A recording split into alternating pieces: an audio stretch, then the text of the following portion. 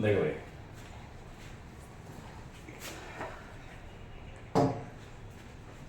और देखो भाई कल जो मैंने पढ़ाया था, रिलेशन पढ़ाया था आप लोगों को, ठीक है ना। रिलेशन का बेसिक आपको कल बताया गया था, जो बताया गया था उसको एक बार हल्का सा रिवाइज तो मैंने कर दिया। उसमें 2-4 चीजें एडिट की हैं, उसको पहले देख लो भाई, ठीक है ना। Just wait a moment.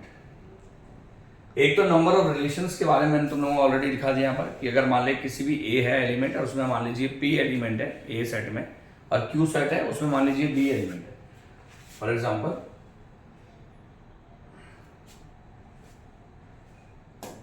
ये देखो, अगर मान ले तेरे पास कोई ए सेट है उसके अंदर पी एलिमेंट है और बी सेट है उसके अंदर क्यू एलिमेंट है, तो नंबर ऑफ रिलेशंस कितने होते हैं? 2 की पावर पी क्यू, ठीक है। ये कल छूट गया था तो इसको मैं अभी दिखा रहा हूँ आपको। और बाकी एक पॉइंट और लिखाया था मैंने तुम लोगों को, वो बताया था मैं तुम लोगों को। Just wait a moment. ये मैंने कल लिखा दिया था, रिलेशन ऑन अ सेट किसे बोलते हैं? अरे बोलो, जवाब दे सकते हो, कोई दिक्कत नहीं। Yes sir. ठीक है, तो R is a subset of A cross A, ठीक है। अब सुनिएगा ध्यान से, क्या हो रहा है? स्टिकी नोट्स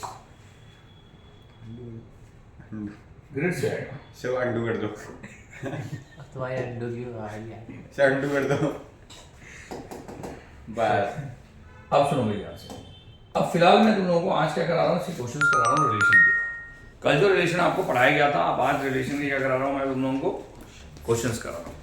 तो देखिएगा ध्यान से, पहला क्वेश्चन आज के लिए पढ़ते हैं हम लोग कि अगर मान लें मैं तुझे कह रहा हूँ डोमेन रेंज, ऑलरेडी मैंने आपको बताया था हम लोग 12th में जनरली क्या चेक करते हैं बच्चों, 12th में हम एक ही चीज चेक करते हैं, किसी फंक्शन का या किसी रिलेशन का रिफ्लेक्सिव होना, सिमेट्रिक होना या ट्रांजिटिव होना, ठीक है। 3 ही चीज चेक करते हैं, या तो रिफ्लेक्सिव होगा या सिमेट्रिक होगा या ट्रांजिटिव होगा। ऑलरेडी मैंने आपको बता दिया है।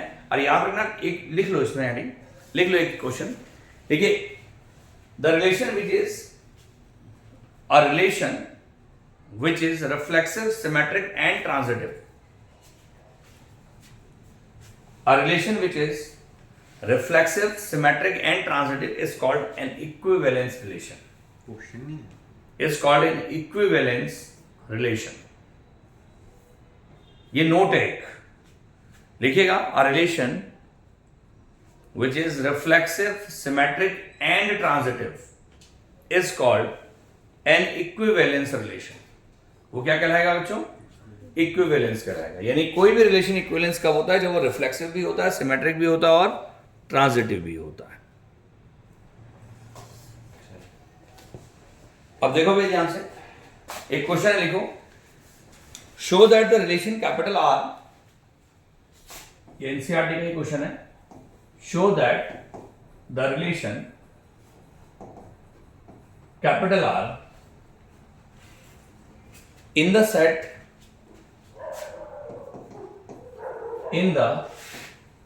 capital R of real numbers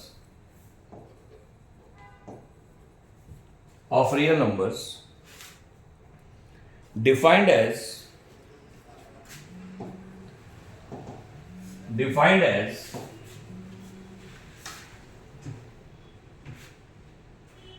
R is equal to curly bracket के अंदर a comma b such that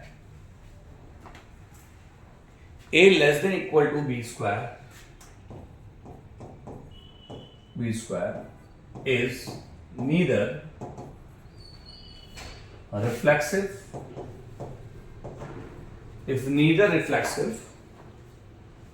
nor symmetric nor transitive. Neither reflexive nor symmetric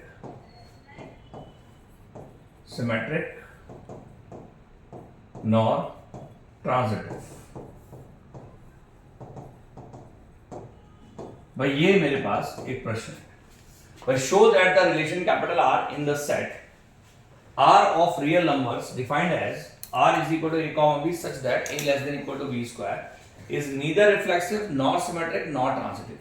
भाई ना तो वो रिफ्लेक्सिव होगा, ना ही वो सिमेट्रिक होगा और ना ही वो ट्रांजिटिव होगा, मुझे सिद्ध करना, ठीक है।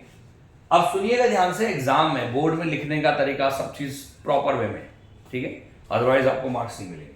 देखो भाई, अगर मान लें मुझे रिफ्लेक्सिविटी की बात करनी है, मुझे चेक करना है कि वेदर इट इज रिफ्लेक्सिव और नॉट, तो आपने सबसे पहला स्टेटमेंट क्या करना है, इसके लिए रिफ्लेक्सिविटी लिखनी है, यानी कि आपने स्टेटमेंट लिखना है, हेडिंग डालनी है रिफ्लेक्सिविटी।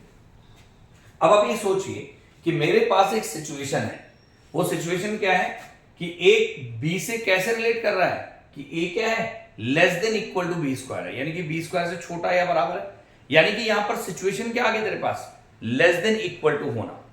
तो आपको यही पहचानना होता है कि लेस देन इक्वल टू मतलब सिचुएशन क्या है। कभी कभी वो सिचुएशन इज इक्वल टू हो सकता है, कभी वो सिचुएशन कॉन्ग्रुएंसी हो सकता है, कभी वो सिचुएशन सिमिलरिटी हो सकता है।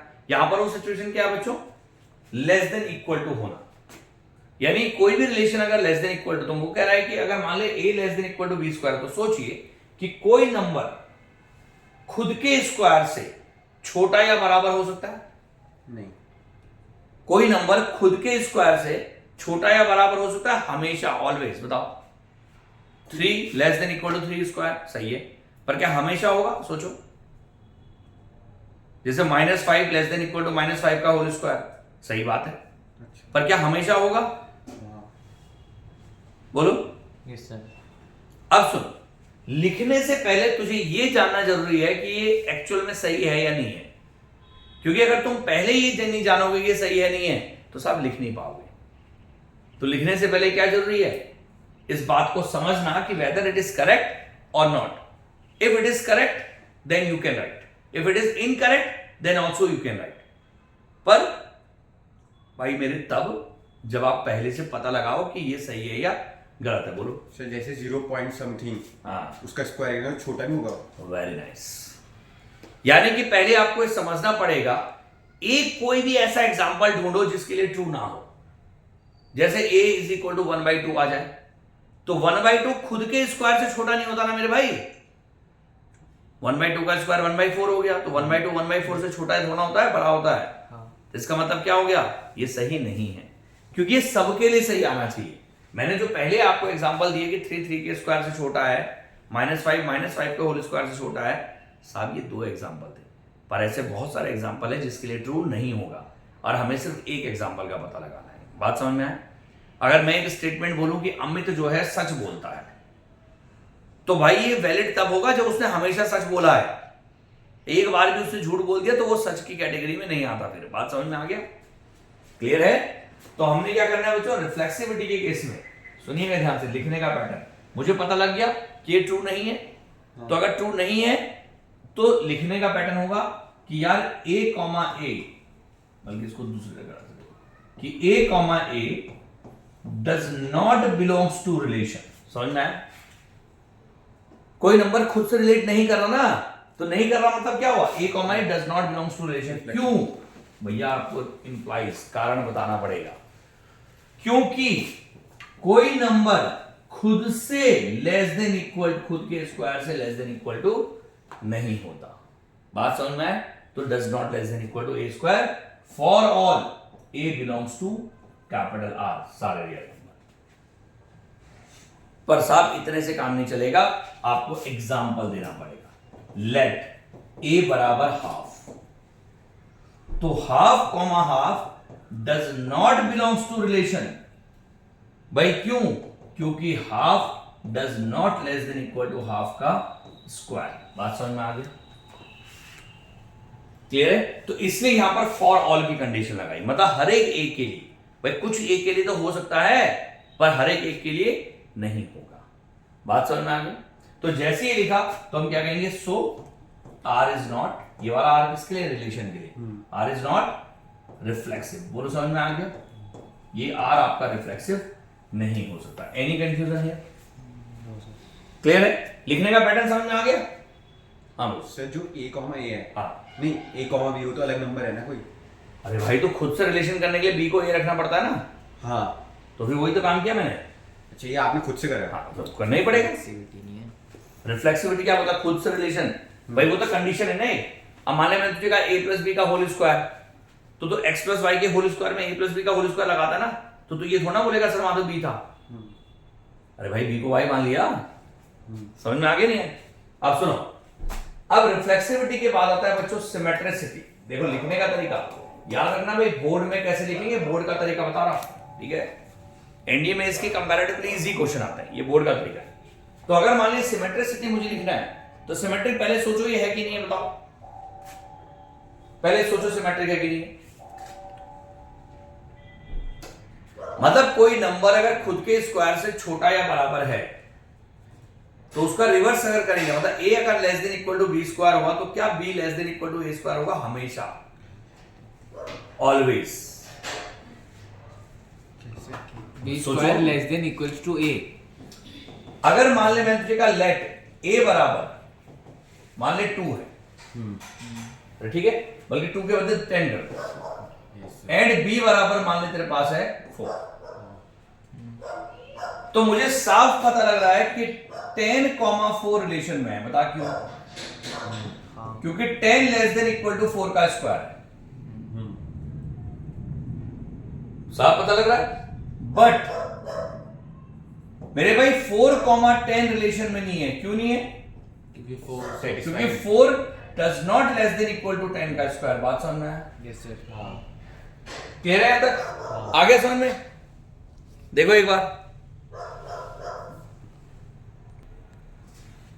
ठीक है, समझ में आ गया बच्चों? इधर सुनो। तो मैंने क्या कहा आपसे बच्चों कि अगर देखो, पहले हमने क्या किया, एग्जांपल की तरफ गए। भाई मैंने कहा सिमेट्रिक है कि नहीं है, whether we have to check. भाई अगर मान ले मैं तुझे, सिमेट्रिक क्या होता है कि अगर a कॉमा बी रिलेशन में है तो b comma A B relation में होना चाहिए। ये तो कहता है सिमेट्रिक। तो मैंने कहा यार कि अगर मान ले a आपके पास 10 है, b आपका 4 है, तो 10,4 तो रिलेशन में है। क्यों? क्योंकि 10 आपका लेस देन इक्वल टू 4 है, 4 का स्क्वायर। हमेशा एक बात याद रखना, ये सिचुएशन सही रहनी चाहिए, लेस देन इक्वल। और अगर मैं इसको पलट दूं, 4,10 कर दूं, तो क्या होगा भाई? 4 does not less than equal to 10 square हो जाएगा। बात समझ में आया? Yes sir. Am I right और रॉन्ग? तो मतलब क्या हुआ कि क्या ये आपका सिमेट्रिक है? नहीं है। तो लिखने का पैटर्न क्या है कि a कॉमा बी तो रिलेशन में है। भाई क्यों है? क्योंकि a less than equal to B square है, but b comma A relation में नहीं है। भाई क्यों नहीं है? क्योंकि b does not less than equal to a का स्क्वायर। बात समझना है? b क्या है? Does not equal to a square. For all लिखना मत भूलना, for all a comma b belongs to capital R। बात समझ में आ गई? हर एक के लिए। भाई कुछ के लिए ट्रू हो सकता है, पर साहब ये सबके लिए ट्रू होगा तब जाके इसको सिमेट्रिक है। बात समझ में आ गया लोग? अब सुनो, अब तीसरी कैटेगरी बनती है भाई ट्रांजिटिविटी। ये बिल्कुल बोर्ड में आपने बिल्कुल इसी तरीके से लिखना है भाई। अब ट्रांजिटिव है कि नहीं है पहले चेक करो, सोचो, दिमाग लगाओ। Weather it is transitive. Transitive कब होगा कोई रिलेशन? अगर ए बी के बी से रिलेट कर रहा, मतलब ए बी के स्क्वायर से छोटा है, बी सी के स्क्वायर से छोटा है, तो क्या ए सी के स्क्वायर से छोटा होगा? हमेशा। याद रखना, आपका ध्यान वैसे तो क्वेश्चन के हिसाब से चले जाना चाहिए। जब उसने बोला neither reflexive not symmetric not transitive, तो अंडरस्टूड हो गया कि ट्रांजिटिव तो होगा नहीं। तो आपके दिमाग में कौन सा एग्जांपल घूमना चाहिए जिसके लिए ट्रू ना हो? भेजे में घुस गया? तो आप थोड़ा सोचो कौन सा एग्जांपल सोच सकते हैं। मैं लिख रहा हूं, अगर मैं a को let a is equal to 10 ले लूं, b इज इक्वल टू 4 ले लूं, और and c is equal to 3 ले लूं, तो सोचो क्या होगा? 10,4 रिलेशन में है। भाई क्यों है रिलेशन में? क्योंकि 10 जो है लेस देन इक्वल टू 4 का स्क्वायर है। बोलो ठीक कह रहा हूं? एंड 4,3 भी रिलेशन में है मेरे भाई। क्यों है? क्योंकि 4 लेस देन इक्वल टू 3 का स्क्वायर है, यहां स्क्वायर। सही बात है? बट भाई पहला दूसरे से रिलेट करा, दूसरा तीसरे से रिलेट किया, बट 10,3 साब रिलेशन में नहीं है। क्यों नहीं है? क्योंकि 10 जो है does not less than equal to 3 का स्क्वायर। आ गया भाई? सही बात है। तो फिर लिखना, इसको बाद में लिखना, मतलब a कॉमा बी रिलेशन में है। क्यों है भाई? क्योंकि a less than equal to B square है। And b comma C relation में है। भाई क्यों है? क्योंकि b less than equal to C square है। बट साहब a कॉमा सी रिलेशन में नहीं है। क्यों नहीं है? क्योंकि a does not less than equal to C square for all a b c belongs to real number. अगर मैं सिर्फ इतना लिखता हूं, एग्जांपल नहीं लिखता, तो साहब ये रटी रटाई चीज हो जाएगी, हम अपनी बात को वैलिडेट नहीं कर पाएंगे। तो हर एक क्वेश्चन में आपने क्या करना है, एग्जांपल जरूर देना है। Got it not? जी बिना एग्जांपल ये क्वेश्चन नहीं होगा। सही, ये वाला एग्जांपल इसमें तो सेट हो सकता है। बिल्कुल हो सकता है, पर उस केस में दिक्कत ये है कि मैंने दोनों ए को बराबर लिया, उसमें तो ले सकता है कि नहीं तो फिर हमेशा ए कॉमा बी रिलेशन में होना चाहिए ना, फिर ले सकते हैं, कोई दिक्कत बी नहीं, को मैं ए के बराबर ले रहा हूँ। बिल्कुल ले सकता है, कोई इश्यू थोड़ा है। एग्जांपल ले सकता है, पर वो वैलिडेट करना चाहिए। बात समझ में आ गया? बोलो ठीक है भाई, तो नोट करिए इसको फास्ट। तरीका समझ में आ गया आपको? क्लियर? तो भैया ये आपके पास रिफ्लेक्सिव सिमेट्री का ट्रांसलेटिव को कैसे सॉल्व करते हैं, अभी कुछ और क्वेश्चंस कराऊंगा कल, ठीक है, और तब उसके बाद बाकी चीजें पढ़ेंगे, ठीक है। नोट करिए इसको, बाकी कल पढ़ते हैं। Thank you.